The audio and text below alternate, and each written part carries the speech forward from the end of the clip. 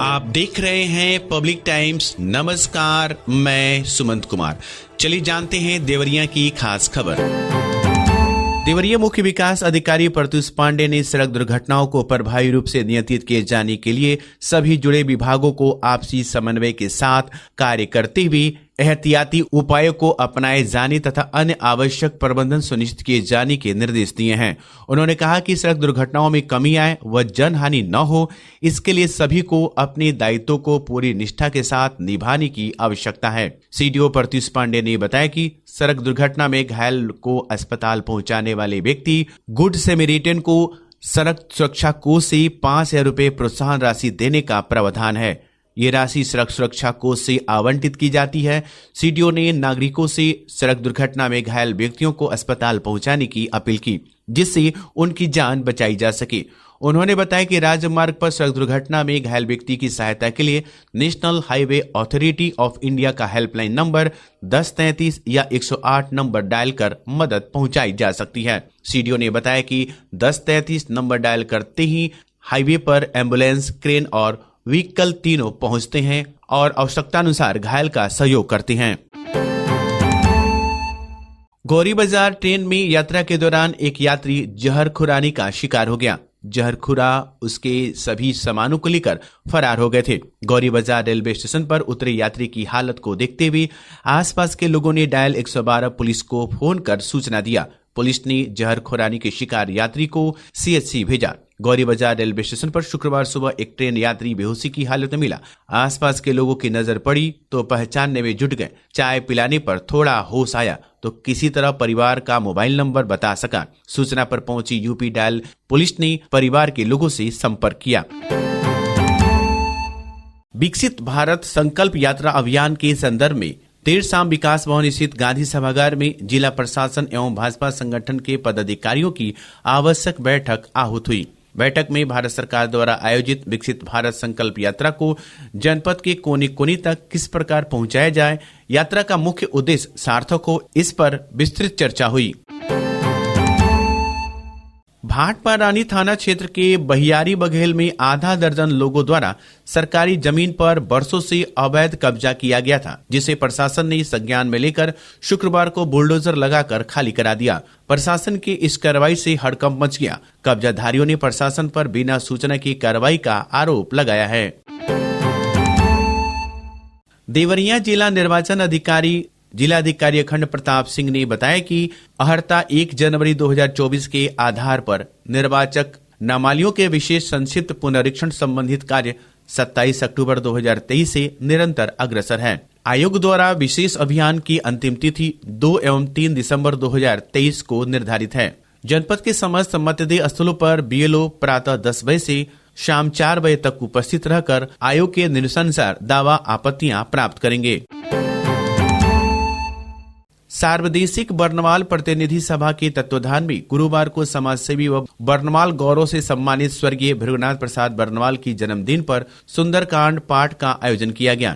इस दौरान उपस्थित लोगों ने उनकी चित्र पर माल्यार्पण कर नमन किया। इस दौरान मुख्य वक्ता के रूप में मौजूद बर्नवाल प्रतिनिधि सभा के अंतर्राष्ट्रीय अध्यक्ष रविंद्र कुमार बर्नवाल ने उनके जीवन वृत्त पर प्रकाश डालते हुए उनके बताए रास्तों पर चलने का संकल्प लेने का आह्वान किया। अंत में सभी सदस्यों ने 2 मिनट का मौन रखकर उन्हें श्रद्धांजलि अर्पित की। इस दौरान सभा के जिला अध्यक्ष अरुण कुमार बर्नवाल, रवि प्रकाश बर्नवाल, विजय कुमार बर्नवाल, मधुलिका बर्नवाल, सोनी बर्नवाल, जीपी बर्नवाल, रागनी बर्नवाल, प्रियंका बर्नवाल, श्रेया बर्नवाल आदि मौजूद रहीं। देवरिया मिशन शक्ति 4.0 के अंतर्गत राजकीय इंटर कॉलेज देवरिया के हाल में दहेज एक सामाजिक हिंसा सह एक्ट करजनदन एक्सपोजर विजिट विषय पर जन जागरूकता कार्यक्रम का आयोजन किया गया। कार्यक्रम की अध्यक्षता प्रधानाचार्य पीके शर्मा द्वारा किया गया। बरियारपुर थाना क्षेत्र के बरैठा गांव में कूड़ा फेंकने के विवाद में करीब 1 सप्ताह पहले मारपीट हुई थी। इस घटना में घायल बुजुर्ग की उपचार के दौरान गोरखपुर के एक प्राइवेट अस्पताल में शुक्रवार की सुबह मौत हो गई। पीड़ित पक्ष की तहरीर पर पुलिस मुकदमा दर्ज कर जांच में जुटी हुई है। कृषि यंत्र हेतु 14 दिसंबर तक किया जा सकता है आवेदन। आपको बताते चले कि कृषि यंत्र वितरण हेतु लाभार्थी चयन पहले आओ पहले पाओ व्यवस्था को समाप्त करके पहले बुकिंग में ही ई लॉटरी से माध्यम से लाभार्थी चयन व्यवस्था प्रारंभ किया गया है। कृषि यंत्रीकरण समस्त योजनाओं में कृषि यंत्र, कृषि रक्षा उपकरण, custom hiring, high tech hub for custom hiring, threshing floor एवं स्मॉल गोदाम पर अनुदान प्राप्त करने हेतु आवेदन की बुकिंग हो गई है। इच्छुक लाभार्थी कृषक द्वारा 14 दिसंबर की रात्रि 12 बजे तक आवेदन बुकिंग की जा सकती है। इच्छुक लाभार्थी कृषक विभागीय दर्शन पोर्टल www.agriculture.up.gov.in पर यंत्र पर अनुदान हेतु टोकन निकाले लिंक पर क्लिक करके ऑनलाइन आवेदन किया जा सकता है। भटनी में एक युवती ने अपनी ही दीदी के देवर पर शादी का झांसा देकर 7 साल तक दुष्कर्म करने का आरोप लगाया है। आरोप है कि युवती जब किशोरी थी तब से उसके बहन का देवर उसके साथ शादी का वादा कर शारीरिक शोषण कर रहा था। सेना में युवक को नौकरी मिलने के बाद वह शादी से इनकार करने लगा। युवती की तहरीर पर पुलिस ने आरोप युवक पर दुष्कर्म करने तथा उसके भाई बहन तथा मां के खिलाफ षड्यंत्र करके व मारपीट केस दर्ज किया गया है। राज्य विधिक सेवा प्राधिकरण लखनऊ के निर्देशानुसार जनपद न्यायाधीश देवरिया देवेंद्र सिंह की अध्यक्षता में उनके विश्राम कक्ष में आर्बिट्रेशन के वादों की अधिक से अधिक संख्या में निस्तारण हेतु न्यायाधीश गण के साथ प्री ट्रायल बैठक आहूत की गई। आर्बिट्रेशन वादों के निस्तारण हेतु जनपद न्यायाधीश देवेंद्र सिंह के द्वारा संबंधित न्यायाधीश गणों को 9 दिसंबर को आयोजित राष्ट्रीय लोक अदालत में समन्वय स्थापित कर अधिक से अधिक संख्या में वादों को निस्तारित कराने हेतु निर्देशित किया गया। देवरिया महर्षि देवराहा बाबा मेडिकल कॉलेज में सीटी स्कैन के मेडिको लीगल की सुविधा शुरू हो गई है। इस व्यवस्था के शुरू होने से पीड़ितों को काफी सहूलियत होगी। इसके लिए अब उन्हें देवरिया से गोरखपुर की दौड़ नहीं लगानी पड़ेगी। मेडिकल कॉलेज में सीटी स्कैन की सुविधा उपलब्ध है। इसकी ऑनलाइन रिपोर्टिंग होती है। इससे मरीजों का इलाज तो हो जाता है, लेकिन पुलिस की मेडिको लीगल नहीं हो पाता है। हर रोज 3 से 4 पीड़ितों को डॉक्टर सीटी स्कैन कराने को कहते हैं, लेकिन उन्हें इसके लिए बीआरडी मेडिकल कॉलेज गोरखपुर जाना पड़ता है, जहां रेडियोलॉजिस्ट की रिपोर्ट मान्य होती है। जनपद स्तरीय खेलकूद प्रतियोगिता का आयोजन 3 दिसंबर को आयोजित होगा। आपको बताते चले कि जिला अल्पसंख्यक कल्याण पदाधिकारी आशुतोष पांडे ने बताया है कि आचार्य नरेंद्र देव इंटर कॉलेज पथरदेवा में 3 दिसंबर को जनपद स्तरीय खेलकूद प्रतियोगिता का आयोजन किया जाएगा। देवरिया शहर के 2 तालाबंद मकानों से चोर नकदी और आभूषण समेत 12 लाख रुपए की चोरी कर ली। गरुड़पार मोहल्ले में 1 लाख नकदी समेत 8 लाख की चोरी हुई है। इसके अलावा रामनाथ देवरिया पश्चिमी में दिन दहाड़े 3 लाख रुपए की चोरी की गई है। एक परिवार बुजुर्ग महिला की मौत पर तथा दूसरा परिवार शादी में गांव गया था। सूचना पर पहुंची पुलिस ने जांच पड़ताल किया तथा आसपास के सीसीटीवी कैमरे को खंगाला। विकसित भारत संकल्प यात्रा के अंतर्गत बैतालपुर ब्लॉक के ग्राम पंचायत रामपुर गौनरिया में आयोजित हुआ कार्यक्रम। आपको बताते चले कि विकसित भारत संकल्प यात्रा के अंतर्गत बैतालपुर ब्लॉक के ग्राम पंचायत रामपुर गौनरिया में विशेष कैंप का आयोजन कर ग्रामवासियों को सरकार के विभिन्न लाभार्थी परक योजनाओं से जोड़ा गया तथा एलईडी वैन के माध्यम से प्रधानमंत्री नरेंद्र मोदी की वर्ष 2047 तक देश को विकसित राष्ट्र की कतार में लाने का संकल्पना से रूबरू कराया गया। इस दौरान सीडीओ प्रत्युष पांडे ने ग्रामवासियों को देश को विकसित राष्ट्र बनाने में नागरिक कर्तव्यों का निर्वहन करने की शपथ भी दिलाई गई। विकास खंड लार का धमौली गांव 3 दिनों से अंधेरे में है। बिजली विभाग इस गांव की लाइट काट दिया है। गांव के पूर्व प्रधान ने अवर अभियंता पर आरोप लगाया है कि वह जानबूझकर गांव की लाइट कटवा दिए हैं। बुधवार को विद्युत उप केंद्र लार के जेई राजकुमार अपने साथ कुछ लाइनमैन को लेकर धमौली गांव पहुंचे और गांव में जाने वाली लाइन को कटवा दिया। गांव पूरी रात अंधेरा में डूबा रहा। गांव के लोग इस समस्या को लेकर जब पावर हाउस पर गए तो जेई और गांव वालों के बीच कहासुनी होने लगी। जेई का कहना था कि लोग बिजली का बिल जमा नहीं कर रहे हैं। गांव वालों का कहना है कि जिन लोगों का बिजली बिल बाकी है उनका कनेक्शन काट दिया जाए।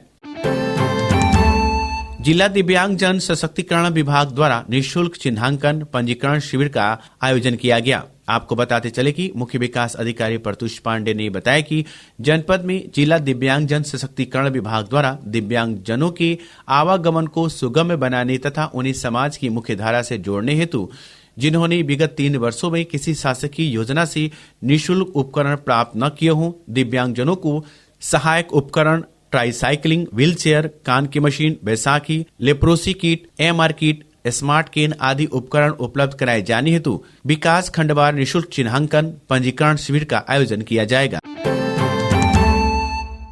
शुक्रवार को महुआडीह थाना क्षेत्र के कोटवा गांव की गंडक नदी में 5वें दिन एक शव उतराता दिखा। ग्रामीणों की सूचना पर पुलिस ने शव को बाहर निकलवाया। उसकी पहचान 5 दिन पहले डूबे बैटेली के रूप में हुई। पुलिस ने शव को कब्जे में लेकर पोस्टमार्टम के लिए भेज दिया।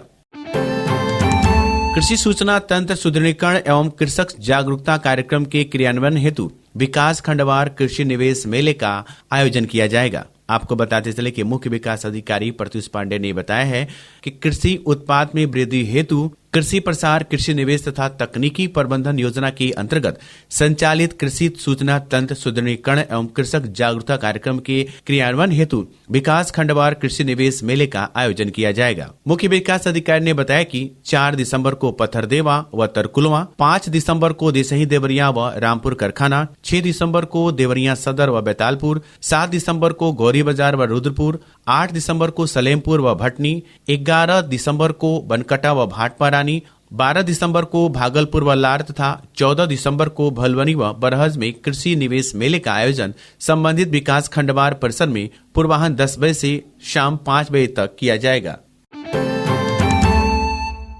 बनकटा ब्लॉक के सलेमपुर मैरवा रोड पर सोहनपुर गांव के पास बाइक सवार की ठोकर से 70 वर्षीय बुजुर्ग गंभीर रूप से घायल हो गए। सूचना मिलने के 10 मिनट में ही पहुंचे 102 एम्बुलेंस ने घायल को प्राथमिक स्वास्थ्य केंद्र भाटपारा पहुंचाया, जिससे बुजुर्ग की जान बच गई। मुख्य विकास अधिकारी प्रत्युष पांडे ने विकास भवन के परिसर में गोद लिए टीबी के 10 मरीजों को दूसरे माह की पोषण पोटली वितरित किया। मुख्य विकास अधिकारी ने अपने टीबी मरीजों का स्वास्थ्य के बारे में जानकारी लेते हुए कहा कि टीबी लाइलाज नहीं है, दवा की कोर्स पूर्ण करें, इसे खत्म किया जा